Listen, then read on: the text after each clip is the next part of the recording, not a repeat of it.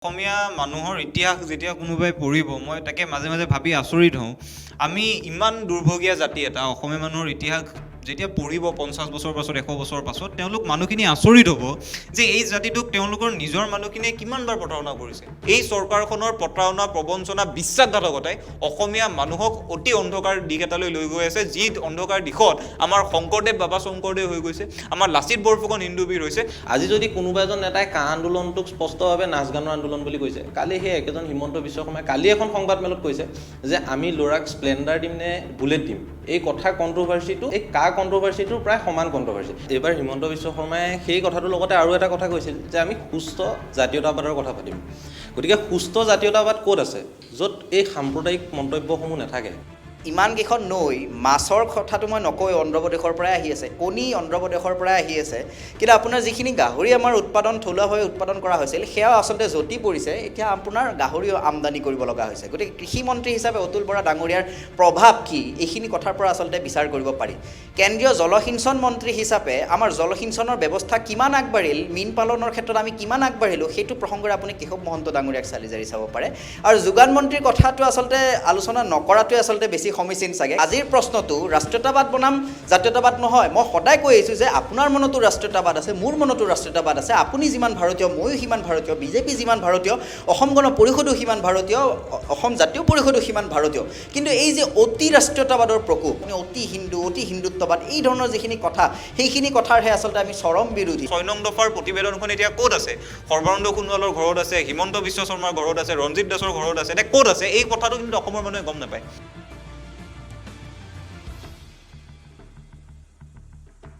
নমস্কাৰ মই জিন্তু আপোনালোকে চাই আছে স্পটলাইট নৰ্থ ইষ্ট সন্মুখত বিধানসভাৰ নিৰ্বাচনক লৈ ইতিমধ্যে ব্যস্ততা আৰম্ভ হৈছে ৰাজ্যৰ ৰাজনৈতিক দলসমূহৰ মাজত আৰু নিৰ্বাচনৰ প্ৰাক মুহূৰ্তত স্বাভাৱিকভাৱে বিভিন্ন বিষয়ে এতিয়া ক্ৰিয়া কৰিছে ৰাজ্যবাসীৰ মনত কা এনআৰচি অসম চুক্তিৰ 6 নং দফা উচ্চস্তৰীয় সমিতিৰ প্ৰতিবেদন নিবনুৱা সমস্যা বান সমস্যাকে আদি কৰি বিভিন্ন সমস্যাৰ কথা নিৰ্বাচনৰ এই প্ৰাক মুহূৰ্তত মানুহৰ মুখে মুখে এতিয়া স্থান পাইছে কেৱল সাধাৰণ মানুহৰ মুখে মুখেই নহয় ৰাজনৈতিক নেতা ৰথী মহাৰথীৰ মুখতো বিভিন্ন বিষয়ে এতিয়া স্থান পাইছে এই কথাসমূহ পাতিবৰ বাবে আজি আমি আমন্ত্ৰণ কৰি আনিছোঁ কটন বিশ্ববিদ্যালয়ৰ 3গৰাকী ছাত্ৰ তথা অসমৰ পৰিচিত তিনিটি তৰুণ কণ্ঠক মই চিনাকি কৰি দিব বিচাৰিছোঁ আমাৰ মাজত আছে সুদৰ্শন কৌশিক শৰ্মা কটন বিশ্ববিদ্যালয়ৰ ছাত্ৰ আমাৰ মাজত আছে ত্ৰিদীপ ভাগৱতী কটন বিশ্ববিদ্যালয়ৰ ছাত্ৰ আমাৰ মাজত আছে কৌশিক কিৰণ হাজৰিকা কটন বিশ্ববিদ্যালয়ৰ ছাত্ৰ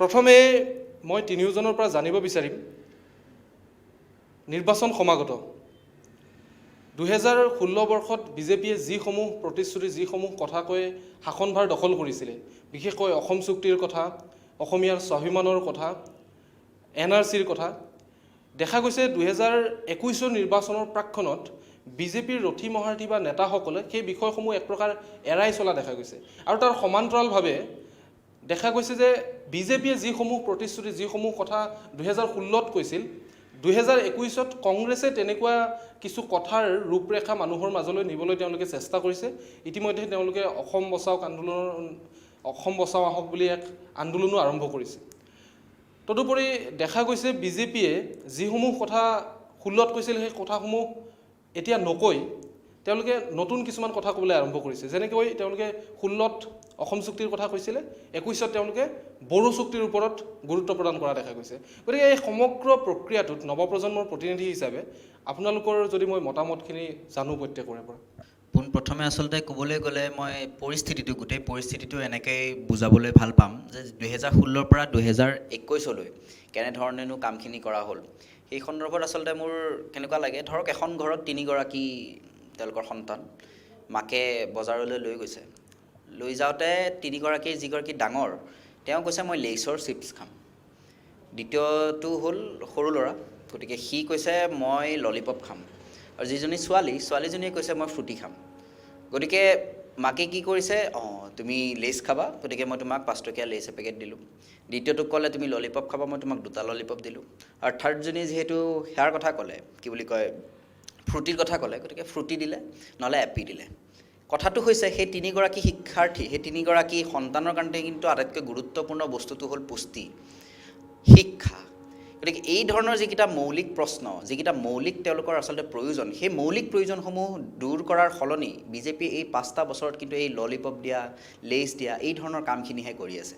যদি আটাইতকৈ ডাঙৰ যিটো প্ৰশ্ন এতিয়া বৰ্তমান ৰাজনৈতিক প্ৰেক্ষাপটখনত চাহ জনগোষ্ঠীৰ কথাখিনি আটাইতকৈ বেছি চৰ্চিত হৈ আছে।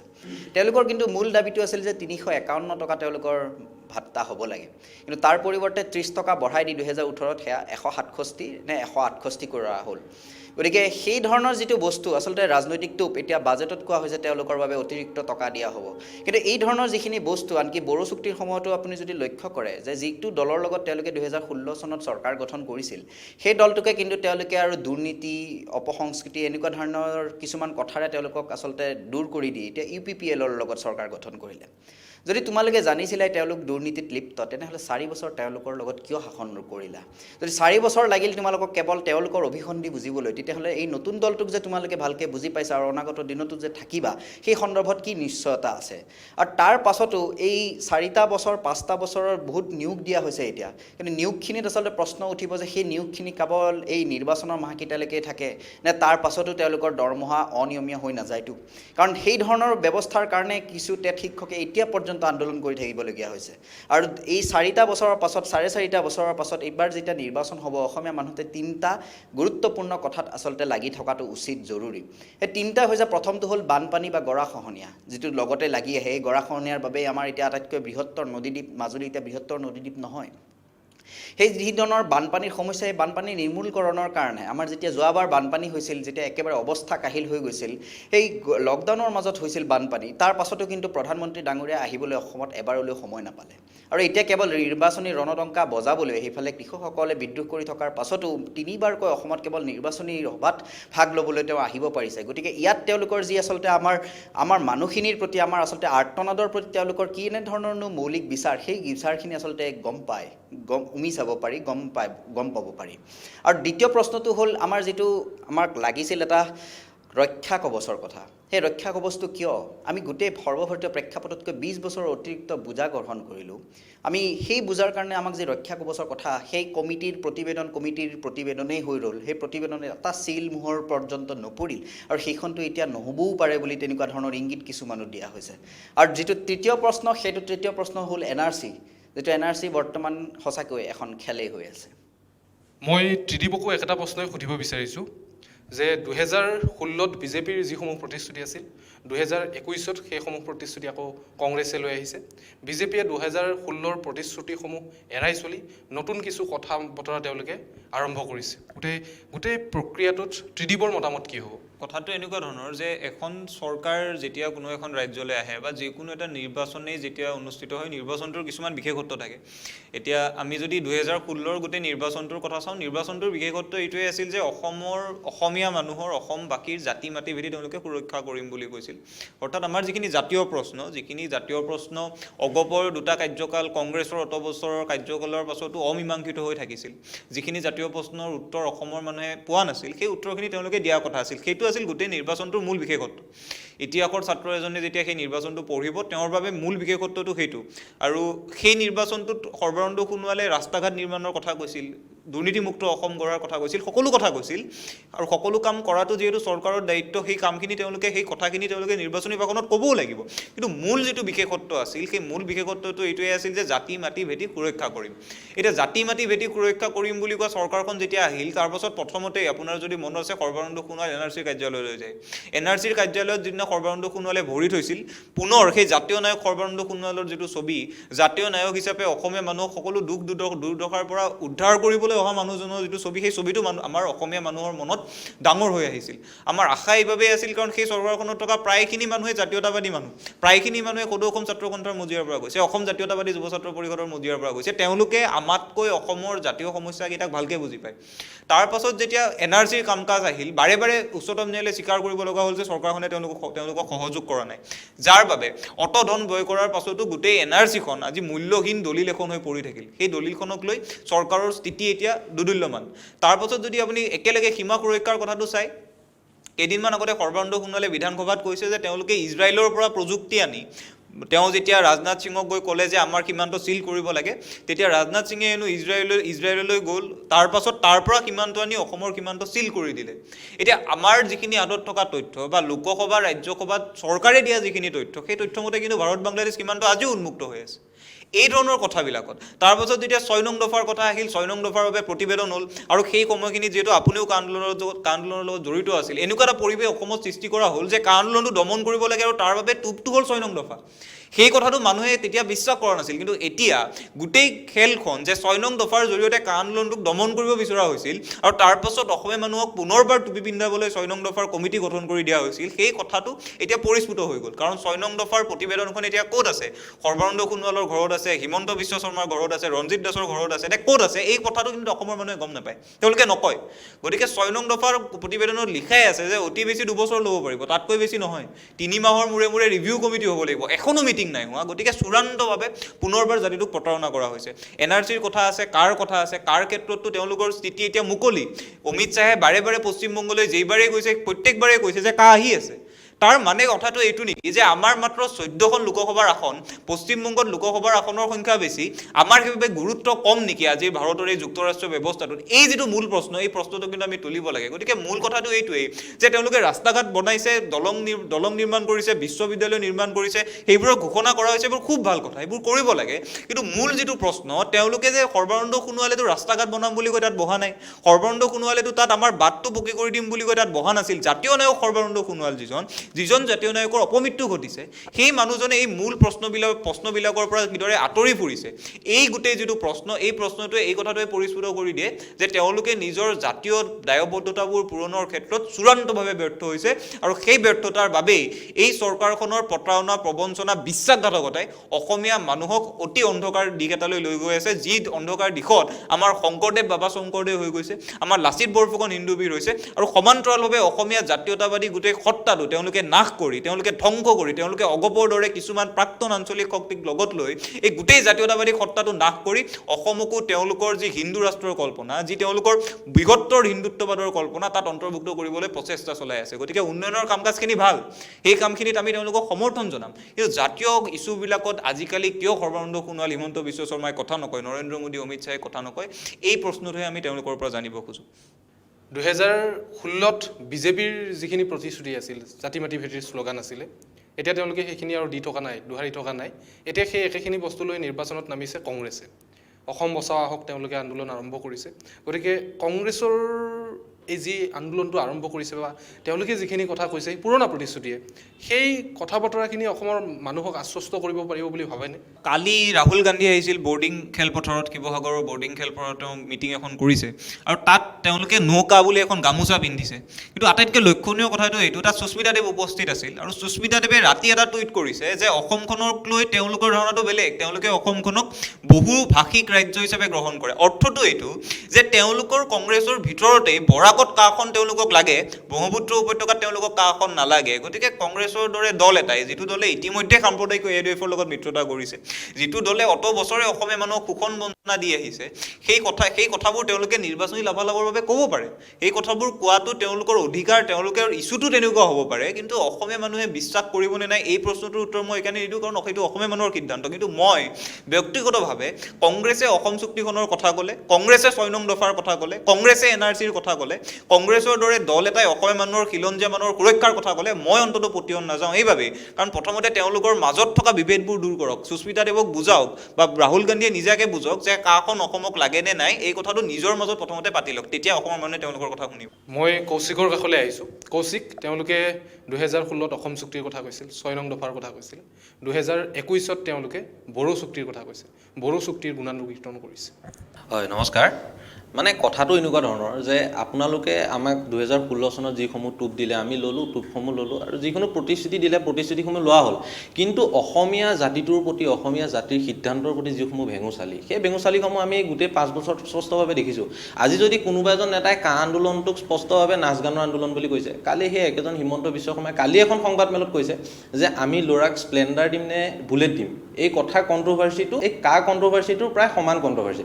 গতিকে এনেধৰণৰ ভেঙুচালি প্ৰতিক্ৰিয়ামূলক মন্তব্য আটাইতকৈ গুৰুত্বপূৰ্ণ কা আন্দোলনটোৰ কথা যদি কওঁ আমি কা আন্দোলনৰ আটাইতকৈ গুৰুত্বপূৰ্ণ কথাটো আছিল যে অসমৰ ৰাইজ কোনো ৰাজনৈতিক দল বা কোনো আঞ্চলিক দলৰ বেনাৰৰ অধীনত ওলাই অহা নাছিল তেওঁলোকে একদম স্বতন্ত্ৰভাৱে ওলাই আহিছিল স্বতন্ত্ৰভাৱে কা আন্দোলনটো কৰিছিল তাৰ পাছতো এই সিদ্ধান্তটোক এনেধৰণৰ ভেঙুচালিমূলক মন্তব্য দিয়াটোৱে কি সূচায় যে চৰকাৰখনে তেওঁলোকৰ একদম মানে চূড়ান্ত অৱস্থা নিজৰ সিদ্ধান্তৰ চূড়ান্ত অৱস্থাত আছে যে আমি অসমীয়া মানুহৰ সিদ্ধান্তসমূহ গ্ৰহণ নকৰোঁ আৰু ঠিক সেইদৰে আপুনি যি NRC কথা ক'লে NRC কথা স্পষ্ট যে NRCখন হিমন্ত বিশ্ব শৰ্মা ডাঙৰীয়াই ক'লে যে আমি নতুন NRC গঠন কৰিম নতুন NRC হ'ব আৰু সেই নতুন NRC মতে আমি মানুহক ৰাষ্ট্ৰীয় নাগৰিক পঞ্জীয়ন কৰাম কিন্তু প্ৰশ্নটো হ'ল যে পুৰণা NRCখন আমি কিয় গ্ৰহণ নকৰোঁ বা পুৰণা NRCখনৰ কি খুঁত আছে সেইসমূহ কথা আমাৰ অসমীয়া ৰাইজৰ আগত স্পষ্ট কৰিব লাগে সেইটো একদম বেছিক কথা তাৰ পাছৰ কথাটো হ'ল যে NRCখন আমি গ্ৰহণ নকৰোঁ আৰু সেই NRCখন যোৱা NRCখন গ্ৰহণ কৰা আমাৰ প্ৰাক্তন ন্যায়াধীশগৰাকীয়ে তেওঁ স্পষ্টকৈ কৈছে NRC যে গেম আৰু এই খেলখন প্ৰত্যেকটো ৰাজনৈতিক দলেই খেলি আছে অসমক লৈ সেই ৰাজনৈতিক দলটো কংগ্ৰেছেই হওক সেই ৰাজনৈতিক দলটো বিজেপি হওক প্ৰত্যেকটো ৰাজনৈতিক দলে নিজৰ সুবিধাৰ্থে এই গোটেই খেলটো খেলি আছে গতিকে এইসমূহ কথা অসমৰ ৰাইজৰ সিদ্ধান্তসমূহ আগন্তুক দিনত কেনেকুৱা ধৰণৰ হ'ব একদম গুৰুত্বপূৰ্ণ কথা হ'ব আজি সীমা সুৰক্ষাৰ কথা কৈছে সীমা সুৰক্ষা 2017 চনত আমাৰ মুখ্যমন্ত্ৰীগৰাকীয়ে সীমা সুৰক্ষা সমস্যা সমাধান কৰিম বুলি ক'লে সেই সীমা সুৰক্ষা সমস্যা সমাধান কৰা নহ'ল আৰু যদি কৰা হ'লো আজি অসম আৰু বাংলাদেশ সীমান্তত এটা কালভাৰ পোৱা গৈছে আমাৰ ভাৰতৰ প্ৰতিৰক্ষাৰ বাবে এটা অতি ডাঙৰ কথা যে এটা কালভাৰ অসম আৰু বাংলাদেশ মানে ভাৰত আৰু বাংলাদেশ সীমান্তৰ মাজত এটা কালভাৰ পোৱা গ'ল তাৰ পাছত আমাৰ 6 নং দফাটো কথা আহিল 6 নং দফাৰ যি আমাৰ সাংবিধানিক সুৰক্ষা কৱচৰ কথা ক'ল সেই সুৰক্ষা কৱচ ক'ত গ'ল আমাৰ এই NRC 2টোৰ 1 নম্বৰ কথা আছিল যে আমি সাংবিধানিক সুৰক্ষা কৱচ আপোনালোকক দিম আজি পৰ্যন্ত সেই সাংবিধানিক সুৰক্ষা কৱচৰ কথাটো আমাৰ আগত স্পষ্ট কৰি দিয়া নহ'ল কিয় দিয়া নহ'ল এই ধৰণৰ কথাসমূহ উত্তৰ আমাক লাগিব আৰু এটা স্পষ্ট উত্তৰ লাগিব কাৰণ হিমন্ত বিশ্ব শৰ্মা ডাঙৰীয়া আজিকালি আমি দেখো কথাসমূহ একদম মানে স্পষ্টভাৱে ক'ব নিবিচাৰে এটা স্পষ্ট উত্তৰ আজি আমাৰ অসমবাসী আৰু আমাৰ প্ৰত্যেককে এনেকুৱা ধৰণৰ কথাসমূহ স্পষ্ট উত্তৰ লাগে আজি যদি আমাৰ হাতত ইমান পইচা আছে আজি ইমান 100 কোটি টকা আমি স্কুটি দিয়া নামত ব্যয় কৰিব পাৰোঁ তেনেহ'লে আজি প্ৰাদেশিকৰণৰ কাৰণে শিক্ষকসকলে কিয় কান্দিব লগা অৱস্থাৰ সৃষ্টি হৈছে আজি কিয় দুটাকৈ কাগজ কল অসমত বন্ধ হৈ যাবলগীয়া অৱস্থাৰ সৃষ্টি হৈছে আজি কিয় বানপানী সমস্যা সমাধানৰ কাৰণে কোনো ব্যৱস্থা তেওঁলোকে গ্ৰহণ কৰা নাই এনেধৰণৰ প্ৰশ্নসমূহ আহি থাকিব আজি কিয় সীমা সুৰক্ষা সমস্যা সমাধান কৰা হোৱা নাই এই ধৰণৰ প্ৰশ্নসমূহ তেওঁলোকে উত্তৰ দিব লাগিব আৰু এই আগন্তুক নিৰ্বাচনটো এই ধৰণৰ প্ৰশ্নসমূহ উত্তৰ অসমৰ ৰাইজেও বিচাৰিব লাগিব মই কৌশিকক পোনপটীয়াভাৱে সুধিব বিচাৰিছোঁ এই যে অসম চুক্তি তাৰ পাছত এতিয়া বড়ো চুক্তিৰ গুণানুকীৰ্তন এই ট্ৰানজিশ্যনটো কিয় বুলি ভাবে নতুন প্ৰজন্মৰ প্ৰতিনিধি চাওক সম্পূৰ্ণ প্ৰথম আমাক 2016 চনত ক'লে অসম চুক্তিৰ কথা কোৱা হ'ল অসম চুক্তিৰ 6 নং দফাৰ কথা কোৱা হ'ল তাৰপাছত কা আন্দোলন হ'ল কা আন্দোলনৰ সময়ত ক'লে যে আমাক সুৰক্ষা কৱচ দিয়া হ'ব এতিয়া আহিছে বড়ো চুক্তিৰ কথা নতুনকৈ বড়ো চুক্তিৰ কথা গতিকে এইটো এটা সম্পূৰ্ণভাৱে দেখিবলৈ পোৱা গৈছে অসমৰ মাজতে এটা বিভাজন BTR স্বাক্ষৰ কৰা হ'ল বড়োলেণ্ডত বড়ো ভাই ভনীসকলক তেওঁলোকক নিজৰ স্বাধীনতাসমূহ দিয়া হ'ল আজি নিৰ্বাচনৰ আগত বড়ো চুক্তিৰ কথা কোৱা হৈছে নতুনকৈ তেওঁলোকে BPFৰ লগত এই গোটেই নিজৰ যি মিত্ৰতা আছিলে মিত্ৰতা ভংগ কৰিছে UPPLৰ লগত মিত্ৰতা কৰিছে গতিকে এই সুদৰ্শন ৰায়ে যি স্পষ্টভাৱে ক'লে যে তেওঁলোকে BPF যে বেয়া এই বেয়াটো জানিবলৈ তেওঁলোকক 4 বছৰ সময় লাগিলে তাৰপাছত তেওঁ UPPLৰ লগত জড়িত হ'ল তাৰপৰা আগন্তুক নিৰ্বাচন তেওঁলোকে UPPLৰ লগত খেলিম বুলি স্পষ্ট কৰি দিছে গতিকে এই কথাসমূহ স্পষ্ট যে আমি অসমৰ মাজতে বিভাজন কৰিব বিচাৰোঁ অসমৰ ভাই ভনীসকলৰ মাজতে বিভাজন কৰিব বিচাৰোঁ আৰু এই কথাটোকে তেওঁলোকে আগত ৰাখি পেলাই আগন্তুক নিৰ্বাচনটো আন এটা আমাক টোপ দিয়া বুলি মই ভাবোঁ নিশ্চিতভাৱে অসম চুক্তিৰ টোপ তাৰ পাছত এতিয়া বড়ো চুক্তিক লৈ টোপ চুক্তি এখন স্বাক্ষৰ হ'লেই নহ'ব চুক্তিৰ প্ৰতিটো দফা আচলতে ৰূপায়িত হ'ব লাগিব তেতিয়াহে জনসাধাৰণৰ কল্যাণ হ'ব মই পুনৰ সুদৰ্শনৰ কাষলৈ আহিছোঁ সুদৰ্শন দেখা গৈছে অসমৰ নিৰ্বাচনী সভাসমূহত গৃহমন্ত্ৰীয়ে হওক প্ৰধানমন্ত্ৰীয়ে হওক বা অন্যান্য বিজেপিৰ ৰাষ্ট্ৰীয় নেতাই হওক এইবাৰ কাক লৈ মৌনব্ৰত ধাৰণ কৰিছে কিন্তু একে সময়তে তেওঁলোকে পশ্চিমবংগত কাক প্ৰধান নিৰ্বাচনী ইছ্যু হিচাপে লৈ পেলাই তেওঁলোকে নিৰ্বাচনত অৱতীৰ্ণ হৈছে গতিকে দুখন ৰাজ্যত নিৰ্বাচন এই দুখন ৰাজ্যত তেওঁলোকৰ দুটা স্থিতি কৰবাত কাক লৈ তেওঁলোকে নিমাত হৈ নিৰ্বাচন পাৰ হ'ব বিচাৰিছে কৰবাত তেওঁলোকে কাক লৈ নিৰ্বাচন জয় হ'ব বিচাৰিছে গতিকে পশ্চিমবংগ আৰু অসমত বিজেপিক কি সুবিধা দিব নিৰ্বাচন জয় হোৱাৰ ক্ষেত্ৰত বা তেওঁলোকৰ প্ৰতি কৰবাত বেকফুটত তেওঁলোকক ৰাখিব পাৰে নেকি গোটেই প্ৰশ্নটোৰ আচলতে উত্তৰ দিয়াৰ পূৰ্বে পোনপ্ৰথমে আপোনাৰ আগৰ যিটো এটা প্ৰশ্ন আপুনি সুধিছিল কৌশিকক, যিটো আপোনাৰ বড়ো কিয় চুক্তি এতিয়াৰ কথা ওলাইছে, আগতে অসম চুক্তিৰ কথা ওলাল, এতিয়া বড়ো চুক্তি কিয় হ'ল, সেইটোত আচলতে মই ক'ব বিচাৰিম যে আৱেগ যি বস্তুটো, সেই আৱেগ বোলা বস্তুটো অসমীয়াৰ কাৰণে এনেকুৱা এটা বস্তু যে আৱেগ হ'ল অসমীয়াৰ ধমনীৰে ধপধপাই যোৱা ৰক্তকণিকা। আৱেগৰ উত্তাল উদ্ৰেগৰ ফলতে অসমীয়াই অসাধ্য সাধন কৰাৰ শক্তি পায়।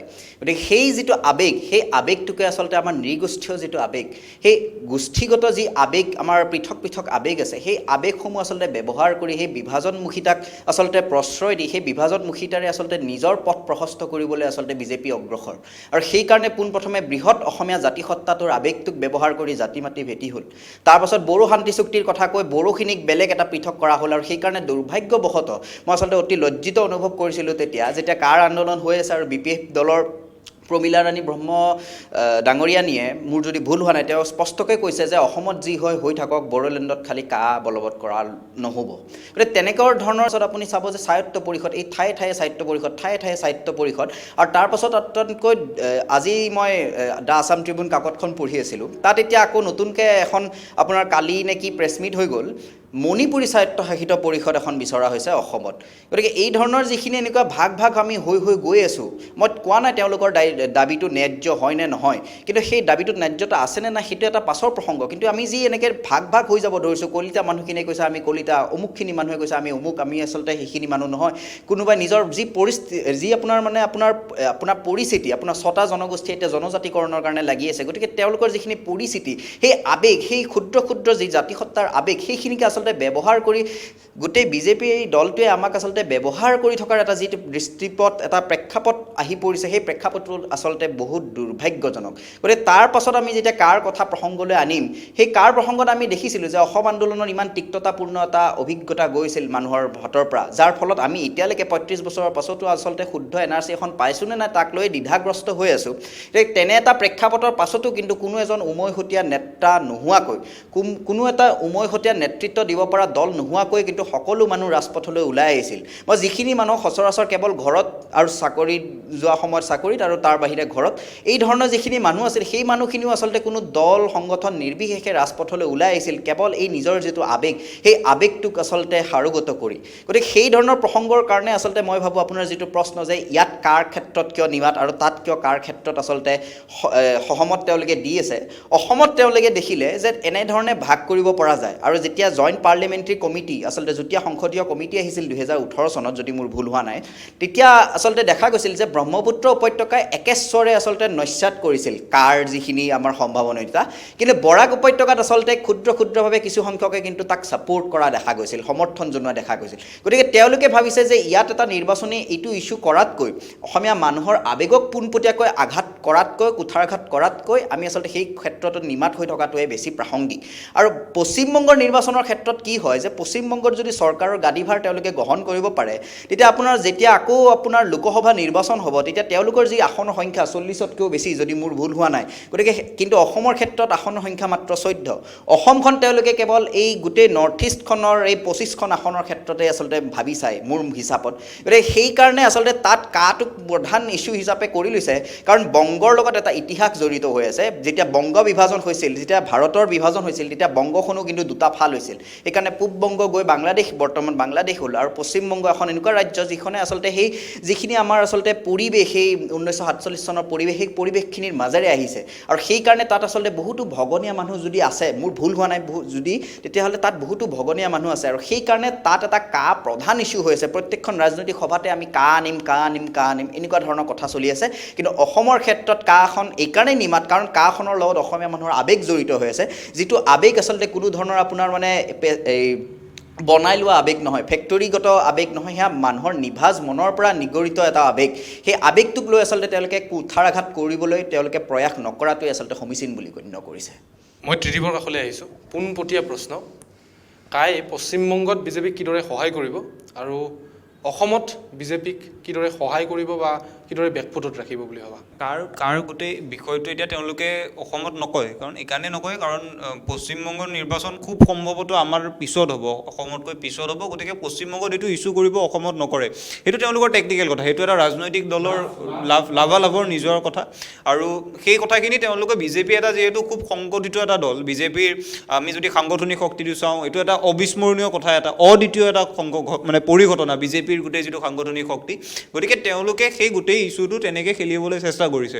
এতিয়া অসমত বিৰোধীৰ প্ৰধান দায়িত্বটো এইটোৱে হ'ব, মোৰ মতে হ'ব লাগে, যে কাৰ দৰে যিখিনি বিষয়, যিবিলাক বিষয়ৰ পৰা সৰ্বানন্দ সোণোৱাল, হিমন্ত বিশ্ব শৰ্মাই নিজকে এৰাই চলিব খোজে, সেই বিষয়বিলাক মানুহৰ সন্মুখলৈ নিব লাগিব।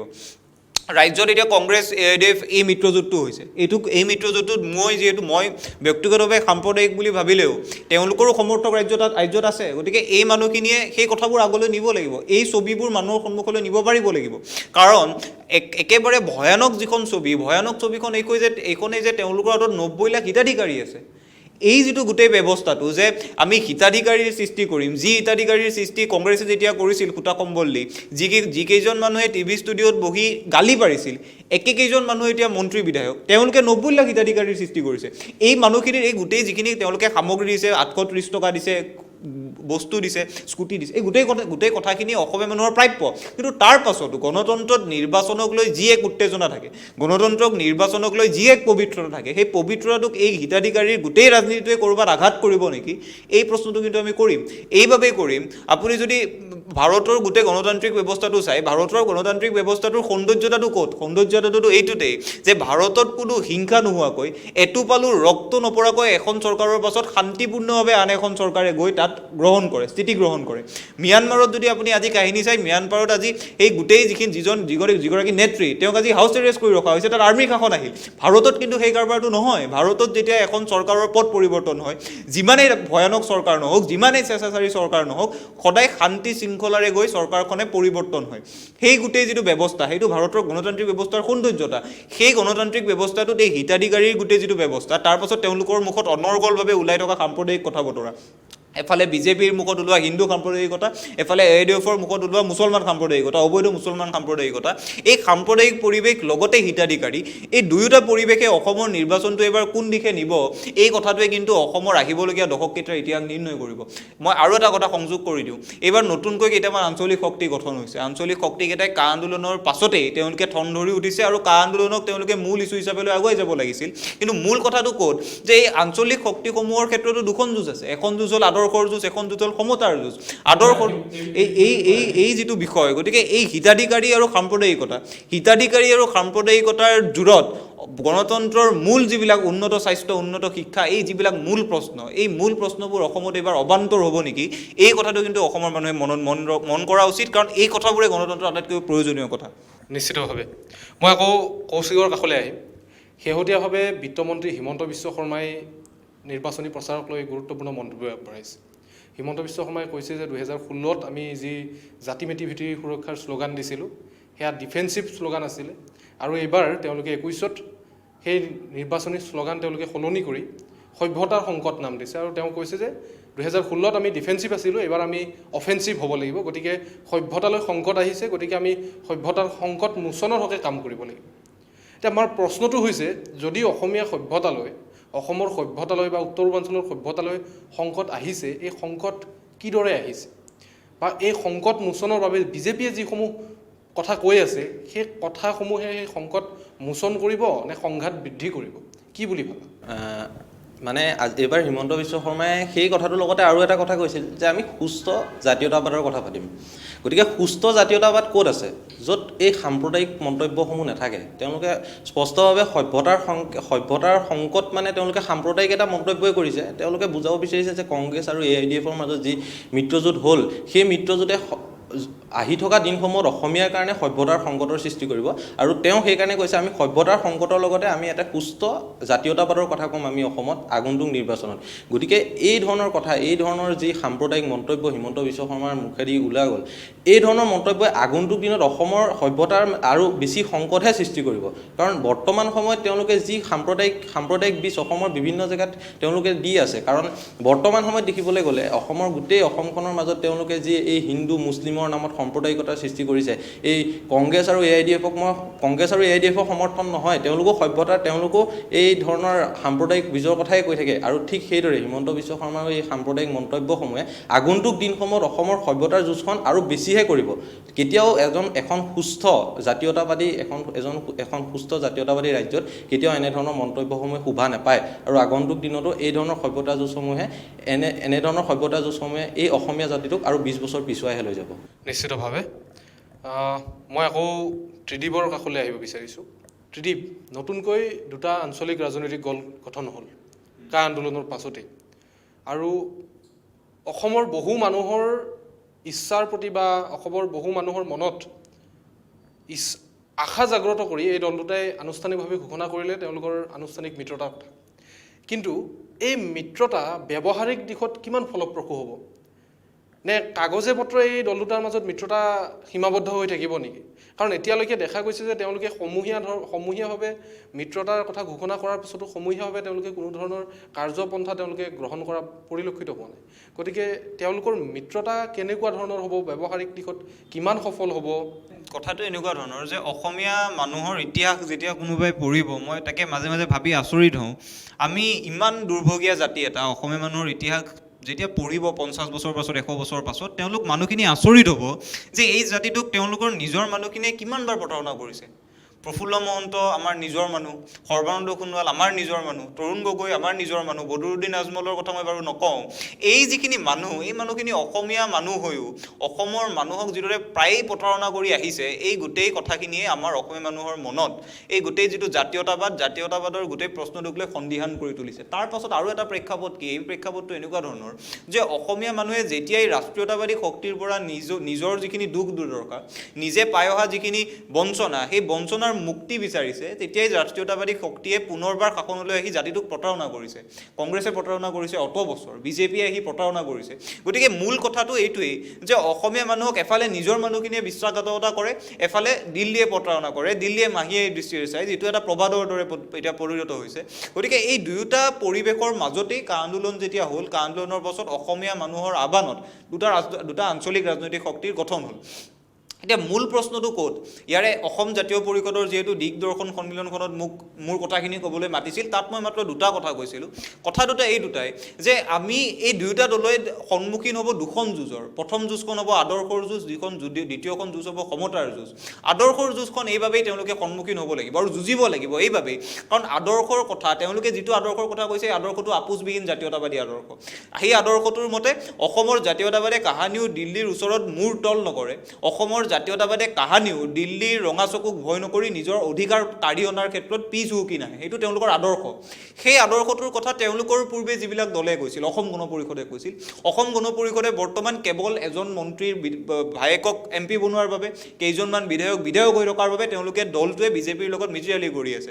গতিকে সেই আদৰ্শৰ যুঁজখনত তেওঁলোকে এই কথাটো নিশ্চিতি দিব পাৰিব লাগিব যে এই নতুন দলকেইটাই যিকোনো পৰিৱেশত, যিকোনো পৰিৱেশ বা যিকোনো প্ৰেক্ষাপটতেই আপোচবিহীন জাতীয়তাবাদী আদৰ্শৰ পৰা বিচলিত নহয়। সেইটো আদৰ্শৰ যুঁজ। দ্বিতীয়খন যুঁজ হ'ব সমতাৰ যুঁজ। সমতাৰ যুঁজখন হ'ব এই যিখিনি দলে নিজৰ আদৰ্শক হেৰুৱাই। আজিকালি ভাৰতীয় জনতা পাৰ্টীয়ে আগতে কৈছিল যে এই পাৰ্টিটোৰ মতে পাৰ্টি উইথ এ ডিফাৰেঞ্চ, তেওঁলোকৰ বাবে ব্যক্তিতকৈ আদৰ্শ ডাঙৰ। কিন্তু আপুনি এজন ভাৰতীয় জনতা পাৰ্টীৰ কাৰ্যকৰ্তাকো আজি লগ নাপায় যিজনে অসমত নিৰ্বাচনী প্ৰচাৰ চলাবলৈ আহোঁতে ক'ব যে আকৌ এবাৰ বিজেপিৰ চৰকাৰ। নকয়, তেওঁলোকে ক'ব আকৌ এবাৰ মোদী চৰকাৰ। অৰ্থাৎ মোদী আজি পাৰ্টিটোতকৈ ডাঙৰ বস্তু। গতিকে এইটো তেওঁলোকৰ ব্যক্তিগত কথা, কিন্তু যিহেতু আমি বিশ্লেষণ কৰিম, আমি বিশ্লেষণ কৰিব লাগিব। গতিকে প্ৰশ্নটো এইটোৱেই, সমতাৰ যুঁজৰ প্ৰশ্নটো এইটোৱেই যে তেওঁলোকে আদৰ্শহীন মূল্যবোধহীন ৰাজনীতি কৰা দলবিলাকৰ বিৰুদ্ধে ক্ষমতাৰ যুঁজ কৰিব লাগিব। ক্ষমতাৰ যুঁজ আৰু আদৰ্শৰ যুঁজৰ তাৎপৰ্যটো এইটোত যে তেওঁলোকে এখন যুঁজ কৰিব গৈ যদি ক্ষমতাৰ কাৰণে যদি আদৰ্শক ত্যাগ কৰে, তেতিয়া কিন্তু নতুন আঞ্চলিক শক্তিক লৈ মানুহৰ মনত যি আশা উজ্জীৱিত হৈছে, এই আশা ভংগ হ'ব।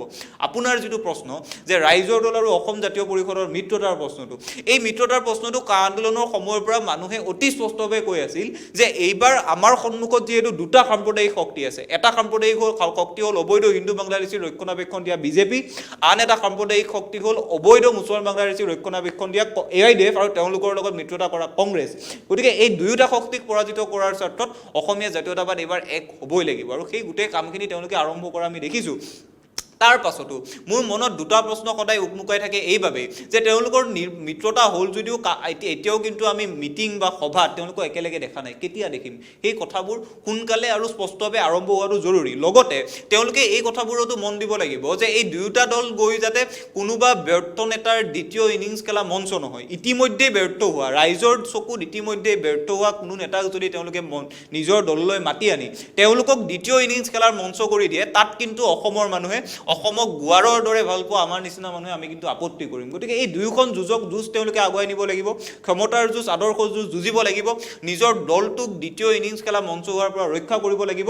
আৰু আপোচবিহীন জাতীয়তাবাদী যিটো অসমৰ সত্তা, যি সত্তাই কাহানিও দিল্লীৰ ওচৰত মূৰ নুদুৱাই, যি সত্তাই কাহানিও দিল্লীৰ ৰঙা চকুক ভয় নকৰে, এই সত্তাক মানুহৰ মাজলৈ আগুৱাই নিব লাগিব। ক্ষমতাৰ স্বাৰ্থত নহয়, আদৰ্শত অটল হৈ থাকি ক্ষমতাৰ যুঁজখনত শক্তিশালীভাৱে তেওঁলোক অৱতীৰ্ণ হ'ব লাগিব। এইটোৱেই দুটা আঞ্চলিক শক্তিক লৈ মূল কথা। মই সুদৰ্শনৰ কাষলৈ আহিছোঁ। সুদৰ্শন, 21ৰ নিৰ্বাচনত বিজেপি বিৰোধী ভোটৰ বিভাজন ৰোধ কৰাৰ স্বাৰ্থত যদি প্ৰয়োজন হয়, নৱগঠিত ৰাইজৰ দল আৰু অসম জাতীয় পৰিষদে কংগ্ৰেছ AIUDFৰ মিত্ৰজোঁটৰ সৈতে মিত্ৰতা স্থাপন কৰাটো উচিত হ'বনে? দুটা কথাৰে আচলতে চালি জাৰি চাব লাগিব আমি গোটেই পৰিঘটনাটো। ভাৰতৰ যিটো নিৰ্বাচনী ব্যৱস্থা, সেই নিৰ্বাচনী ব্যৱস্থাটোত আপোনাৰ বিধানসভাই হওক বা লোকসভাই হওক, ইয়াত থাকে আপোনাৰ ফাৰ্ষ্ট পাছ দি পোষ্ট ব্যৱস্থা। অৰ্থাৎ যি আমাৰ ধৰক আমি 4গৰাকী উপস্থিত আছোঁ, আমি 4গৰাকী এটা বিধানসভা সমষ্টিৰ পৰা উঠিছোঁ। গতিকে ধৰক আপুনি ভোট পালে 30%, বাকী 70% কিন্তু আমাৰ তিনিওটাৰ মাজত ভাগ হৈ থাকিল, 25 আৰু 20। গতিকে তেনেধৰণে যদি হয় আপুনি জিকিব। গতিকে সেই ধৰণৰ অংকৰ পৰা যদি আপুনি চালি জাৰি চায়, তেনেহ'লে উমৈহতীয়া প্ৰাৰ্থী প্ৰক্ষেপ কৰাটোৱে আচলতে আটাইতকৈ যুগান্তকাৰী সিদ্ধান্ত হোৱাটো উচিত। কিন্তু সেই প্ৰসংগতে আচলতে এই ত্ৰিদীপে যিটো কথা কৈ আছে আদৰ্শৰ যুঁজৰ কথা, সেই আদৰ্শৰ যুঁজৰ কথাটো আহি যায়। নেতাৰ কথা সদায় শিলৰ ৰেখাৰ নিচিনা হ'ব লাগে। যি অদমিত সত্তা আমি পাইছিলোঁ হেমবৰুৱাৰ দিনত, যি অদমিত সত্তা আমি বিষ্ণুৰাভাৰ মুখেৰে পাইছিলোঁ, কণ্ঠেৰে পাইছিলোঁ, সেই অদমিত সত্তাটোক আচলতে বজাই ৰখাৰ স্বাৰ্থত আমাৰ আঞ্চলিকতাবাদ যে এতিয়াও নিঃশেষ হৈ যোৱা নাই, সি আমাৰ শিৰাই বৈ আছে এতিয়াও, সেই বস্তুটোক আচলতে অদমিত কৰি অদাৰ্য ৰূপত ধৰি ৰাখিবৰ বাবেই কিন্তু এই যি মিত্ৰতা, সেই মিত্ৰতাত নকৰাটোহে আচলতে সমীচীন। কংগ্ৰেছৰ লগত আপোনাৰ এনেকুৱা সময় হ'ব পাৰে, হয়তো ভৱিষ্যতে কেতিয়াবা এনেকুৱা হ'ব পাৰে যে তেওঁলোকক ছাপোৰ্ট লাগে, গতিকে সেই ছাপোৰ্টৰ কাৰণে তেওঁলোকে নিৰ্বাচনী মিত্ৰতা কৰিব লগা হ'ল। সেই এটা নিৰ্বাচনী যি ৰণডংকা, নিৰ্বাচনী সেই ৰণ জিকাৰ কাৰণে এটা প্ৰয়াস হ'ব পাৰে। কিন্তু আজিৰ তাৰিখত যদি কোৱা হয় যে কংগ্ৰেছৰ লগত আমি মিত্ৰতা কৰিম, যিটো কংগ্ৰেছৰ অসমৰ মানুহে প্ৰত্যাখ্যান কৰিছিল 2016 চনত তেওঁলোকৰ অপশাসনৰ দাবী তুলি, গতিকে সেই কংগ্ৰেছৰ আচলতে কৰণীয় বহুতখিনি কাম আছে। যদি তেওঁলোকে পুনৰবাৰ শাসনলৈ আহিবলৈ বিচাৰিছে, মন স্থিৰ কৰিছে, তেনেহ'লে তেওঁলোকৰ কৰিবলগীয়া বহুত কাম আছে। কাৰণ 2016 চনৰ পৰা আটাইতকৈ ব্যথিত হোৱা মই যিটো কাৰণ আছিল এই কংগ্ৰেছৰ ক্ষেত্ৰত, সেইটো আছিল তেওঁলোকে ভাল বিৰোধী শক্তি এটা হিচাপে নিজকে প্ৰতিপন্ন কৰিব পৰা নাছিল। তেওঁলোকে অসমৰ ৰাইজক সংগঠিত কৰিব পৰা নাছিল, অসমৰ ৰাইজক অৱগত কৰিব পৰা নাছিল কোনখিনি ক্ষেত্ৰত তোমালোকৰ বেয়া হৈছে আৰু কোনখিনি ক্ষেত্ৰত তোমালোকৰ ভাল হোৱা নাই।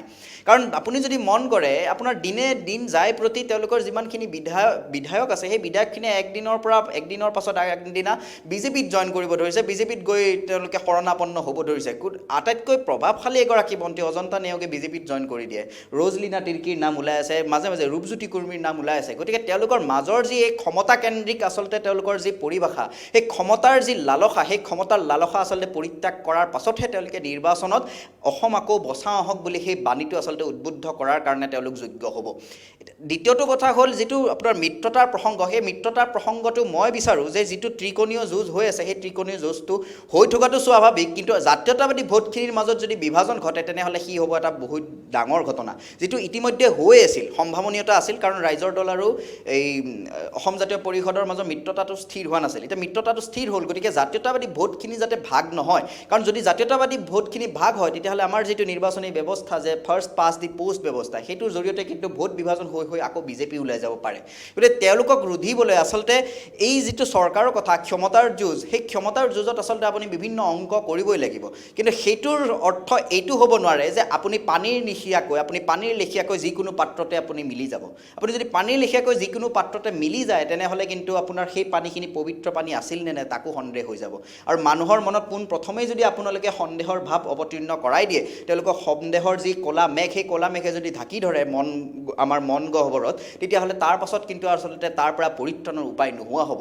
কাৰণ আঞ্চলিকতাবাদী দল দুটাই কেতিয়াও এনেকুৱা বহুত ডাঙৰ পুঁজিপতি বা ব্যৱসায়িক গোষ্ঠীৰ পৰা অৰ্থ লৈ এই আপোনাৰ মন গ'লে স্কুটি দি দিয়া, এই মন গ'লে কিবা এটা দি দিয়া, এই ধৰণৰ ব্যৱস্থাসমূহ সাৰোগত কৰিব নোৱাৰে। গতিকে তেওঁলোকৰ আটাইতকৈ ডাঙৰ যিটো গুণ, যিটো বৈশিষ্ট্য, সেইটোৱে হৈছে চৰিত্ৰ। গতিকে চৰিত্ৰটো নিখুঁত হিচাপে কেনেদৰে ৰাখি আগুৱাই যাব পাৰিব, সেইটোৱে আটাইতকৈ ডাঙৰ প্ৰশ্ন হ'ব। মই কৌশিকৰ ওচৰলৈ আহিম আকৌ। কৌশিক, উজনি অসমত এইবাৰ কি হ'ব? দেখা গৈছে নৰেন্দ্ৰ মোদী আহিছে, উজনি অসমত সভা পাতিছে, ৰাহুল গান্ধী আহিছে, উজনি অসমত সভা পাতিছে, বাজেটত চাহ জনগোষ্ঠীৰ বাবে বিভিন্ন ঘোষণা কৰা হৈছে, পেকেজ ঘোষণা কৰা হৈছে, কেন্দ্ৰীয় বিত্তমন্ত্ৰী নিৰ্মলা সীতাৰমণ আহিছে, তেওঁ চাহ জনগোষ্ঠীৰ বাবে বিভিন্ন আঁচনি ঘোষণা কৰিছে। গতিকে উজনি অসমৰ খেলখন আচলতে কি হ'ব? ইতিমধ্যে কংগ্ৰেছৰ যিটো আলিকুলিৰ ৰাজনীতি আছিলে, সেই আলিকুলিৰ ৰাজনীতি যিসমূহ চাহ শ্ৰমিক আছিল, তেওঁলোকে তাৰ বাহিৰলৈ ওলাই আহি বিজেপিক 16ত সমৰ্থন দিয়া বুলি সকলোৱে ক'ব খোজে। গতিকে 21ত কেনেকুৱা হ'ব যেন লাগিছে? হয়, আঞ্চলিকতাবাদৰ কথা যিহেতু কোৱা হৈ আছে, ময়ো দুটামান কথা ক'ব বিচাৰিছোঁ। অসমৰ আঞ্চলিকতাবাদক লৈ বিভিন্ন সময়ত বিভিন্ন প্ৰশ্ন উত্থাপন হৈ আছে। অসমৰ আঞ্চলিকতাবাদ, বিভাজিত আঞ্চলিকতাবাদ, বিভিন্ন দল সংগঠন, আমি কওঁ আমুকৰ লগত 30টা সংগঠন আছে, তামুকৰ লগত 40টা সংগঠন আছে। গতিকে বৰ্তমান সময়ত এই নতুনকৈ গঠন হোৱা আঞ্চলিক ৰাজনৈতিক দল দুটাৰ মিত্ৰতাই আমাৰ অসমৰ আঞ্চলিকতাবাদৰ বাবে একটা আশাৰ ৰেঙনি সৃষ্টি কৰিছে। আমি আশাবাদী এই নতুন আঞ্চলিক দল দুটা মিত্ৰতা হৈছে, আৰু এই নতুন আঞ্চলিক দল দুটাৰ মিত্ৰতাৰ দুটা ডাঙৰ প্ৰত্যাহ্বান থাকিব।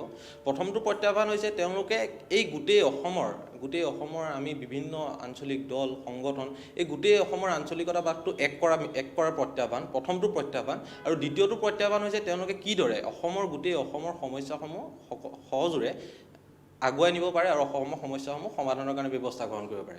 এতিয়া আপুনি উজনি অসমৰ কথা ক'লে, উজনি অসমত স্পষ্টভাৱে এই আঞ্চলিক শক্তিসমূহৰ বৰ্তমানৰ স্থিতি যথেষ্ট দৃঢ়, আৰু তেওঁলোকে উজনি অসমৰ ফালে তেওঁলোকৰ নিজৰ স্থিতি দৃঢ় কৰিছে। এই আঞ্চলিক দলসমূহে নিজৰ মিত্ৰতা কৰিছে, প্ৰত্যেকটো আঞ্চলিক দলে সমৰ্থন জনাইছে, প্ৰত্যেকটো আঞ্চলিক সংগঠনে সমৰ্থন জনাইছে। গতিকে বৰ্তমান সময়ত এই ৰাষ্ট্ৰীয়তাবাদী চৰকাৰখনৰ মানে প্ৰথমটো প্ৰত্যাহ্বান হ'ব এই আঞ্চলিক দলসমূহৰ মাজত বিভাজন সৃষ্টি কৰা। গতিকে অসমৰ ৰাইজৰ কৰ্তব্যটো হ'ব এই যি ধৰণৰ টোপ দিছে, এই যি ধৰণৰ টোপ, এই সাম্প্ৰদায়িক টোপৰ জৰিয়তে আমাৰ আঞ্চলিকতাবাদ বিভাজনৰ সৃষ্টিৰ এক ব্যৱস্থা গঢ়ি তোলা হৈছে, সেই ব্যৱস্থাটোৰ পৰা আঁতৰি থকা আৰু এই যি সুস্থিৰ আঞ্চলিকতাবাদৰ অসমত সৃষ্টি হৈছে, সেই আঞ্চলিকতাবাদটো আগুৱাই লৈ যোৱা। আৰু ইয়াৰ কাৰণে মই বাৰে বাৰে কৈছোঁ, নতুনকৈ সৃষ্টি হোৱা নতুন আঞ্চলিক ৰাজনৈতিক দল দুটাৰ এইটো এটা ডাঙৰ প্ৰত্যাহ্বান হ'ব, কিদৰে এই মানুহখিনিক একগোট কৰি পেলাই অসমৰ আঞ্চলিকতাবাদক যাতে আগুৱাই লৈ যাব পাৰে। অসমৰ যিসমূহ, আচলতে অসমৰ নহয়, সমগ্ৰ ভাৰতবৰ্ষৰে যিসমূহ আঞ্চলিক দল আছিলে বা সৰু সৰু জাতি জনগোষ্ঠীৰ যিসমূহ দল আছিলে বা জাতি জনগোষ্ঠীসমূহৰ যি জাতীয়তাবোধ, সেই জাতীয়তাবোধৰ মাজত ক'ৰবাত বিজেপিয়ে ভাঙোন আনিব চেষ্টা কৰিছে। তেওঁলোকে ইতিমধ্যে ষড়যন্ত্ৰত লিপ্ত হৈছে। শেহতীয়াভাৱে BPFৰ লগত বিজেপিয়ে যি কৰিছে বা গণশক্তিৰ লগত বিজেপিৰ যি সম্পৰ্ক, গতিকে এই প্ৰক্ৰিয়াটো আচলতে বিজেপিয়ে কেনেদৰে চলাই গৈছে বা ই জাতি জনগোষ্ঠীসমূহৰ প্ৰতি ভৱিষ্যত দিনত কি প্ৰত্যাহ্বান আনিব? বিজেপিৰ মানে মূল কথাটো কি যে তেওঁলোকে 2014 চনত যিটো NDA ফৰ্ম কৰিছিল, NDAটো বাজপেয়ীৰ দিনৰ পৰা আছে। বাজপেয়ীৰ দিনত NDAত বিজেপিৰ যিটো স্থিতি, আজি মোদী আৰু অমিত শ্বাহৰ দিনত NDAত বিজেপিৰ স্থিতিটো বেলেগ। আজিৰ তাৰিখত বিজেপিয়ে অকলে যিহেতু চৰকাৰ এখন গঠন কৰি আছে, গতিকে তেওঁলোকৰ আঞ্চলিক শক্তিক লৈ দৃষ্টিভংগীটো এইটোৱেই যে অসমত যেতিয়া তেওঁলোকে প্ৰৱেশ কৰিব, অসম গণ পৰিষদক লগত লৈ প্ৰৱেশ কৰিব। অসম গণ পৰিষদৰ ভোট বেংকটো যেতিয়া বিজেপিলৈ আহি যাব, তাৰপাছত অসম গণ পৰিষদক গুৰুত্বহীন কৰি পেলাব। একেই কাৰবাৰ তেওঁলোকে BPFৰ লগত কৰিছে। এই গোটেই কামখিনিৰ পাছত 2014 চনৰ পৰা বৰ্তমানলৈকে 34টা নে 33টা দল বিজেপিৰ গোটেই NDA মিত্ৰজোঁটৰ পৰা বাহিৰ হৈ আহিছে। শিৱসেনা, আকালি দল, কমল হাছানৰ দল, এই গোটেই দলবিলাকে এই কথাটো যেতিয়া বুজি পালে যে তেওঁলোকে নিজৰ যিটো ৰাষ্ট্ৰীয়তাবাদ, নিজৰ যিটো হিন্দুত্ববাদ, এই হিন্দুত্ববাদৰ জৰিয়তে যিবিলাক সৰু সৰু জাতিসত্তাৰ যিবিলাক স্বাভিমানৰ প্ৰশ্ন, সৰু সৰু জাতিসত্তাৰ যিবিলাক আত্মধিকাৰৰ প্ৰশ্ন, সৰু সৰু জাতিসত্তাৰ যিবিলাক জাতীয়তাবাদ, এই জাতীয়তাবাদক গ্ৰাস কৰিব চেষ্টা কৰে। আৰু সেইবাবেই বিজেপিৰ এই গোটেই যিটো আমি এটা ভাৰতীয় ৰাজনীতিত পৰিঘটনা বুলি ক'ম, এই গোটেই পৰিঘটনাটো ভাৰতৰ আন আন ৰাজ্যতো হৈছে, অসমতো হৈছে। সেইবাবেই অসমীয়া মানুহৰ সন্মুখত থকা আটাইতকৈ ডাঙৰ প্ৰত্যাহ্বানটো এইটোৱেই যে আমাৰ যিটো সংস্কৃতি, আমাৰ যিটো সম্প্ৰীতি সমন্বয়ৰ সংস্কৃতি, আমাৰ যিটো সম্প্ৰীতি সমন্বয়ৰ সভ্যতা, শংকৰদেৱ আজান ফকীৰ একেলগে থকা সভ্যতা, লাচিত বৰফুকন, বাঘ হাজৰিকা একেলগে থকা সভ্যতা, আমি অতদিনে অসমখনত দেখি হোৱা যিখন ছবি, এই ছবিখন আমি একত্ৰিত কৰি ৰাখিব লাগিব।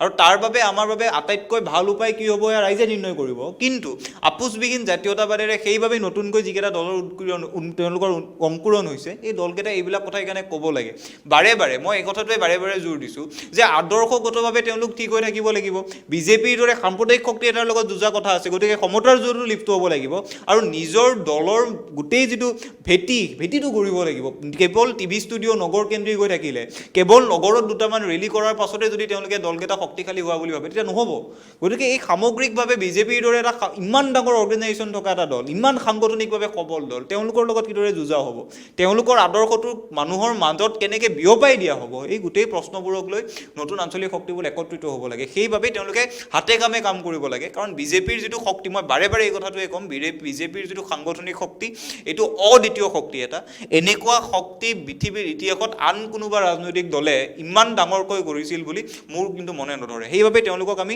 সাংগঠনিক শক্তিটোৰ ক্ষেত্ৰত তেওঁলোকৰ আদৰ্শৰ ক্ষেত্ৰত আমি সেইবাবে তেওঁলোকক কিদৰে প্ৰতিহত কৰিব পৰা যাব এই কথাবোৰ নতুন দলবিলাকে বিৰোধী শক্তিয়ে সবলভাৱে ভাবিব লাগে নিশ্চয় মই আকৌ সুদৰ্শনৰ কাষলৈ আহিছোঁ সুদৰ্শন অসম গণ পৰিষদৰ কি হ'ব প্ৰফুল্ল মহন্তৰ কি হ'ব যদি অসমৰ যিটো ৰাজনৈতিক আঞ্চলিকতাবাদ সেই ৰাজনৈতিক আঞ্চলিকতাবাদটো যদি আপুনি আলোচনা কৰা যায় তেনেহ'লে আপোনাৰ এই যিটো অসম গণ পৰিষদ সেইটো এটা আচলতে আপুনি গুচাব নোৱাৰা এটা অধ্যায় কিন্তু সেই অধ্যায়টোত আচলতে বৰ্তমানৰ যি নেতৃত্ব সেই নেতৃত্বৰ মাজত যি খামখেয়ালি সৃষ্টি হৈছে সেই খামখেয়ালিৰ ফলত তেওঁলোকৰ আচলতে অধ্যায়টো এটা ক'লা অধ্যায়লৈ ৰূপান্তৰিত প্ৰায় হৈছেই কিন্তু অলপমান যি বাকী আছে সেই সত্তাটো প্ৰায় নোহোৱা হ'ব যেনহে মনে ধৰে কিয় ধৰে কাৰণ তেওঁলোকে আদৰ্শৰ যুঁজখনত সদায় একেই আছিলোঁ বুলি ধৰি ল'লে তেওঁলোকৰ দুটাকৈ কাৰ্যকালৰ অপশাসনৰ কথা আছে অসমীয়া মানুহে সেইখিনি কথা পাহৰি যোৱা নাই দ্বিতীয়টো কাৰ্যকালৰ সময়ত তেওঁলোকৰ যি আপোনাৰ মানে গুপ্ত হত্যাৰ দৰে এটা চৰম নাৰকীয় পৰিঘটনা কিছুমান সংঘটিত হ'ব ধৰিছিল গতিকে এইখিনি কথা অসমীয়া মানুহে পাহৰি যোৱা নাছিল আৰু তেনে এক পৰিৱেশতে কংগ্ৰেছক আনিছিল গতিকে তাৰ পাছত তেওঁলোকক যেতিয়া 14খন বিধানসভা সমষ্টিত তেওঁলোকক জিকালে অসমীয়া মানুহে ভোট দি তাৰ পাছত বিচাৰিছিল যে তেওঁলোকৰ হৈ অন্তত এটা কণ্ঠ থাকক লোকসভা বিধানসভাত অন্তত এটা কণ্ঠ থাকক যিটো কণ্ঠই আঞ্চলিকতাবাদৰ কথা কয় যিটো কণ্ঠই আচলতে এক হৈ যোৱাৰ কথা কয় যিটো কণ্ঠই আচলতে সামগ্ৰিকভাৱে অসমীয়া মানুহক এক কৰি ৰখাৰ কথা কয় আৰু যিকোনো পৰিস্থিতিতে দিল্লীবাদৰ যি চৰম পৰিহাস যি চৰম উপহাস সেই চৰম উপহাসক আচলতে নস্যাৎ কৰিব পৰা এটা কণ্ঠ থাকে এতিয়া তেনে এক প্ৰেক্ষাপটত কিন্তু আমি কি দেখিলোঁ যে তেওঁলোকে কেৱল আচলতে একেবাৰে এটা চমক সৃষ্টিৰ বাবে কেৱল তেওঁলোকে যি তেওঁলোকে এই ওলাই আহিম বুলি মন্ত্ৰীসভাৰ পৰা ওলাই আহিম বুলি ক'লে সেইখন আচলতে লেটাৰখন ক'ৰলৈকে গৈও নাপালে আৰু যেতিয়া আপোনাৰ পঞ্চায়ত নিৰ্বাচনত তেওঁলোকে মুখ টেকেচা খালে পঞ্চায়ত নিৰ্বাচনত তেওঁলোকে জিকিব নোৱাৰিলে তাৰ লগে লগে তেওঁলোকে কি কাণ্ড কৰিলে যে আকৌ মন্ত্ৰীসভাত গৈ এতিয়া তেওঁলোকে ক'ব ধৰিছে যে আমি চৰকাৰত থাকি কিমান কাম কৰিব পাৰিছোঁ সেইটোহে ডাঙৰ কথা আটাইতকৈ ডাঙৰ প্ৰশ্নটো হৈছে অসমীয়া মানুহৰ কাৰণে গাহৰি এটা আপোনাৰ মানে ডাঙৰ বস্তু গাহৰিৰ উৎপাদন আচলতে আপুনি যদি লক্ষ্য কৰে তেতিয়াহ'লে এতিয়া আমি গাহৰিও কি আমদানি কৰিব লগা হৈছে ইমানকেইখন নৈ মাছৰ কথাটো মই নকওঁ অন্ধ্ৰপ্ৰদেশৰ পৰাই আহি আছে কণী অন্ধ্ৰপ্ৰদেশৰ পৰাই আহি আছে কিন্তু আপোনাৰ যিখিনি গাহৰি আমাৰ থলুৱাভাৱে উৎপাদন কৰা হৈছিল সেয়াও আচলতে যতি পৰিছে এতিয়া আপোনাৰ গাহৰিও আমদানি কৰিব লগা হৈছে গতিকে কৃষিমন্ত্ৰী হিচাপে অতুল বৰা ডাঙৰীয়াৰ প্ৰভাৱ কি এইখিনি কথাৰ পৰা আচলতে বিচাৰ কৰিব পাৰি কেন্দ্ৰীয় জলসিঞ্চন মন্ত্ৰী হিচাপে আমাৰ জলসিঞ্চনৰ ব্যৱস্থা কিমান আগবাঢ়িল মীন পালনৰ ক্ষেত্ৰত আমি কিমান আগবাঢ়িলোঁ সেইটো প্ৰসংগৰে আপুনি কেশৱ মহন্ত ডাঙৰীয়াক চালি জাৰি চাব পাৰে আৰু যোগান মন্ত্ৰীৰ কথাটো আচলতে আলোচনা নকৰাটোৱে আচলতে বেছি সমীচীন চাগে কাৰণ কোনদিনা পিঁয়াজৰ দাম 100 টকা পাৰ হৈ যায় আৰু কোনদিনা পিঁয়াজৰ দাম 10 টকা হৈ যায় আনকি আপোনাৰ শিলপুখুৰীত এটা বেলেগ দাম উজান বজাৰত বেলেগ দাম আজিও যদি আপুনি যায় তেতিয়াহ'লে কোনোবা এখন দোকান সুলভ মূল্যৰ দোকান হিচাপে তাত আপোনাৰ পিঁয়াজৰ দাম হৈ থাকিব 45 টকা আকৌ আপুনি যে ক'ৰবাত আকৌ বেলেগ এখন ঠাইলৈ যায় আপুনি তাতে দেখিব পিঁয়াজৰ দাম আপোনাৰ 50 টকাৰ পৰা 60 টকা গতিকে এই ধৰণৰ যিখিনি কৰ্মকাণ্ড আৰু তাৰপাছত আটাইতকৈ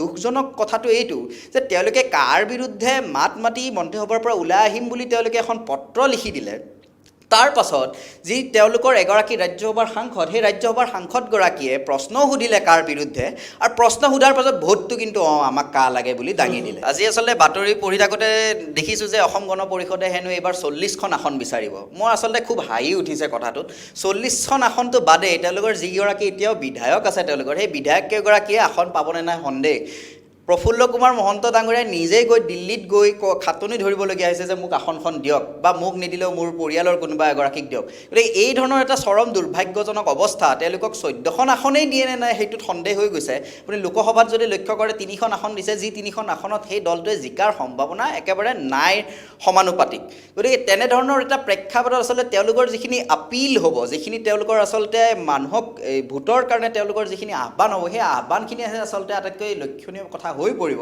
কাৰণ তেওঁলোক বৰ্তমান প্ৰেক্ষাপটত যদি আপুনি আলোচনা কৰে তেতিয়াহ'লে ৰাজনৈতিক যুঁজখন এনেকুৱা হৈ আছে যে আইদাৰ বিজেপি, যে অতি ৰাষ্ট্ৰীয়তাবাদ নে জাতীয়তাবাদ, সেই প্ৰশ্নটোহে মূল প্ৰশ্ন হিচাপে আজি ৰৈ আছে।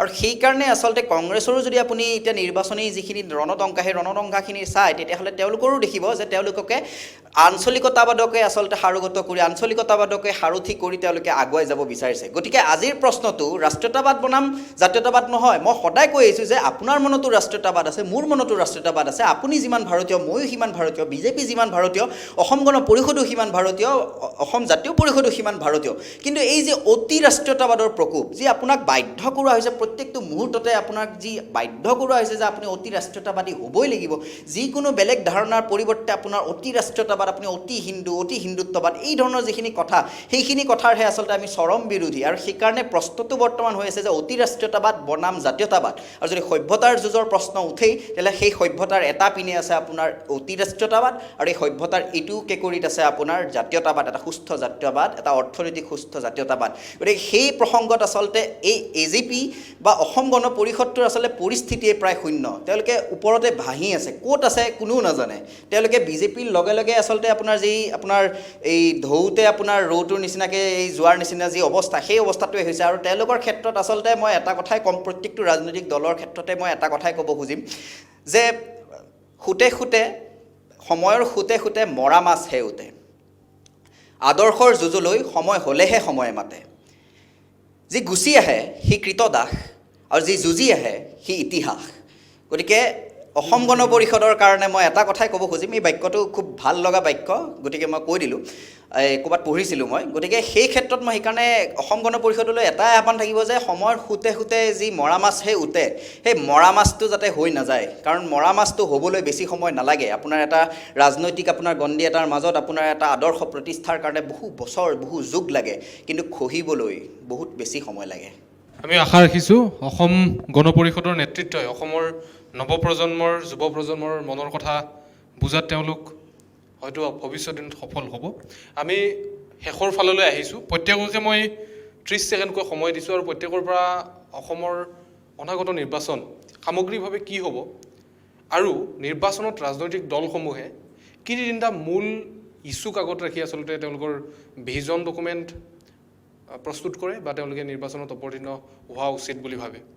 হয়, অহা নিৰ্বাচনটো আচলতে আঞ্চলিকতাবাদ বনাম ৰাষ্ট্ৰীয়তাবাদ নহয়। আমি একদম স্পষ্টভাৱে আমি অতি সাম্প্ৰদায়িকতাবাদৰ লগত যুঁজ কৰিবলৈ গৈ আছোঁ। গতিকে এই যুঁজখন যুঁজাৰ বাবে প্ৰত্যেকজন অসমীয়াই নিজক লৈ পেলাই হোৱা প্ৰতাৰণাসমূহৰ প্ৰশ্নটোৰ উত্তৰ বিচাৰিব লাগিব। আমাক যিসমূহ টোপ দিয়া হ'ল, সেই টোপসমূহ কিয় আজি পৰ্যন্ত, আমাৰ 6 নং দফাৰ কথা কওঁ, কা আন্দোলনৰ কথা কওঁ, এই কথাসমূহৰ কিয় উত্তৰ দিয়া নহ'ল, সেইসমূহ কথা আমি বিচাৰ কৰিব লাগিব। তাৰ পাছত নতুনকৈ গঠন হোৱা এই আঞ্চলিক ৰাজনৈতিক দলকেইটাক আহ্বান জনাম, তেওঁলোকে এক সুস্থ আঞ্চলিকতাবাদৰ কথা কয়, একদম আপোচবিহীন সিদ্ধান্তসমূহৰ কথা কয়, আৰু অসমৰ সমস্যাসমূহৰ প্ৰকৃত সমাধানৰ কথা কয়। মানে এই গোটেই যিটো নেৰেটিভটো কি হ'ব, এই গোটেই সিদ্ধান্তটো ৰাজনৈতিক দলবিলাকে ল'ব লাগিব। তেওঁলোকে নিজাকৈ সেই নেৰেটিভবোৰ কেনেকৈ আগুৱাই নিব লাগিব, সেই গোটেই প্ৰশ্নটো ৰাজনৈতিক দলবিলাকৰ বাবে। কিন্তু মোৰ কথাটো এইটোৱেই যে আমি যিখিনি জাতীয় সমস্যাৰ কথা বাৰে বাৰে কৈ থাকিব লগা হয়, ইমান বছৰৰ পাছতো অসম চুক্তিখনৰ কথা কৈ থাকোঁ, 6 নং দফাৰ কথা কৈ থাকোঁ, ইমান বছৰৰ পাছতো 3300 কিলোমিটাৰৰ ভাৰত পাকিস্তান সীমান্ত ষ্টীল কৰা হয়, আমাৰ মাত্ৰ 263 কিলোমিটাৰৰ ভাৰত বাংলাদেশ সীমান্ত ষ্টীল নহয়। এই মূল প্ৰশ্নবিলাকৰ সমিধান আমাক যি শক্তিয়েই দিব, যি শক্তিয়ে আমাৰ জাতীয় প্ৰশ্নৰ সুৰক্ষাৰ কথা ক'ব, যি শক্তিয়ে উন্নত স্বাস্থ্য, উন্নত শিক্ষাৰ কথা ক'ব, হিতাধিকাৰী আৰু সাম্প্ৰদায়িকতাৰ বিপৰীতে যি শক্তিয়ে আমাক এখন স্বাভিমানী স্বাৱলম্বী নতুন অসমৰ কথা ক'ব, সেই শক্তিকেই আমি ভাবোঁ যে অসমৰ মানুহে সমৰ্থন কৰিব। তাৰ পাছতো মই এই বাক্যটো সংযোগ কৰিবলৈ ভাল পাম যে যাৰেই চৰকাৰ নহওক, যিয়েই শাসনলৈ নাহক, বিজেপি, কংগ্ৰেছ, ৰাইজৰ দল, AIDF, অসম জাতীয় পৰিষদ, যি দলেই শাসনলৈ নাহক, অসমীয়া মানুহৰ মূল যিবিলাক স্বাভিমানৰ প্ৰশ্ন, এই স্বাভিমানৰ প্ৰশ্নবোৰ যাতে অসমত চিৰকালৰ বাবে প্ৰথম হৈ থাকে, সেই কথাটোৰ ক্ষেত্ৰত মই আশা কৰি প্ৰত্যেকটো ৰাজনৈতিক দলে নিজা নিজা কৰ্মপন্থা ৰাইজৰ মাজলৈ আগুৱাই দিব। আৰু সেই গোটেই প্ৰশ্নটোতে সাম্প্ৰদায়িকতা, হিতাধিকাৰীৰ সলনি মোৰ বিদ্যালয়খনক লৈ, মোৰ চৰকাৰী বিদ্যালয়খনক লৈ, মোৰ মহাবিদ্যালয়খনক লৈ, মোৰ চিকিৎসালয়খনক লৈ, মোৰ গাঁওখনক লৈ, এই প্ৰশ্নবোৰ মই ভাবোঁ আমাৰ গোটেই নিৰ্বাচনটোত মূল ইছ্যু হ'ব লাগে। অসমীয়া মানুহৰ, মই কৈছোঁৱেই, অসমীয়া মানুহখিনি খুব অত্যন্ত আৱেগিক। গতিকে আৱেগ আৰু আমাৰ যিটো আৱেগ, সেই আৱেগটো আচলতে যি নিখুঁতভাৱে প্ৰতিপন্ন হ'ব পৰা বস্তু সেইটোৱে হৈছে আমাৰ পৰিচয়। এই পৰিচয়ক লৈ অসমীয়া মানুহে কেতিয়াও আপোচ নকৰে, কিন্তু দুৰ্ভাগ্যজনকভাৱে আমি বৰ্তমান এনে এটা অৱস্থাত আছোঁ, এনে এটা ধামখুমীয়াময় অৱস্থাত আছোঁ, যিটো অৱস্থাত আচলতে অসমীয়া কোন, অসমীয়া দেখোন এজনো নাই, অম্বিকাগিৰি ৰায়চৌধুৰীৰ ভাষাৰে আমি ক'বলৈ বাধ্য হৈছোঁ। গতিকে সেই তেনে এটা পৰিস্থিতিত আমাৰ এনেকুৱা এটা ৰাজনৈতিক প্ৰয়োজন হৈছে, এনেকুৱা এটা সামাজিক প্ৰয়োজন হৈছে, এনেকুৱা এটা অৰ্থনৈতিক প্ৰয়োজন হৈছে, য'ত অম্বিকাগিৰি ৰায়চৌধুৰীৰ ভাষাৰে আমি কৈ দিব পাৰোঁ যে এক ৰঙে ৰখে, এক ৰঙে চঙে, এক ৰূপে ৰখে, এক কৰি দিয়া চাপ। সেই চাপটো কোনটো দলে আনিব পাৰে, সেই চাপটো কেনেধৰণে আনিব পাৰে, সেই বস্তুৰ কাৰণে আমি অতৃপ্ত হৈ ৰৈছোঁ। সেইটোৰ আমাক আচলতে প্ৰয়োজন, আৰু সেইকাৰণে শেষত কিন্তু নতুন আঞ্চলিক দলকেইটাৰ ক্ষেত্ৰত আৰু এটা কথা মই সংযোগ কৰি দিবলৈ ভাল পাম, যে তেওঁলোকে যিখিনি কাম কৰিছে তেওঁলোকে কৰি থাকক আৰু ভালকৈ সুদৃঢ়ভাৱে আগুৱাই যাওক। কিন্তু লগতে এটা কথাও মনত ৰাখিব লাগিব যে জাতি এটা বোলোতেই বহু জাতি হ'ল, ভাষা এটা বোলোতেই অসম ভাঙি গ'ল। গতিকে সেই ধৰণৰ কথাসমূহো আচলতে লগত ৰাখি সম্পূৰ্ণ সকলো নৃগোষ্ঠীয় জাতিক একলগ কৰি আচলতে আগুৱাই গৈহে জাতীয়তাবাদটো সম্ভৱ। আৰু সুস্থ জাতীয়তাবাদ, সুস্থ আঞ্চলিকতাবাদ এটা যেতিয়া থাকিব, তেতিয়াহে দেশৰ সামগ্ৰিক উন্নয়ন, সামগ্ৰিকভাৱে ৰাষ্ট্ৰীয়তাবাদৰো উন্নয়ন সম্ভৱ। নিশ্চিতভাৱে আমি আজি কথা পাতিলোঁ অসমৰ নৱপ্ৰজন্মৰ তিনিগৰাকী প্ৰতিভাধৰৰ লগত। তেওঁলোকে বহু কথা ক'লে, ৰাজনৈতিক প্ৰেক্ষাপটক লৈ ক'লে, সামাজিক প্ৰেক্ষাপটক লৈ ক'লে, সাম্প্ৰদায়িকতাবাদৰ বিৰুদ্ধে ক'লে। গতিকে আগন্তুক দিনত অসমৰ ৰাইজে নিশ্চিতভাৱে এই কথাবিলাক, এই বিষয়বিলাকক পুনৰ চালি জাৰি চাব। মই ধন্যবাদ জ্ঞাপন কৰিছোঁ কৌশিক, ত্ৰিদীপ আৰু সুদৰ্শনক। ধন্যবাদ।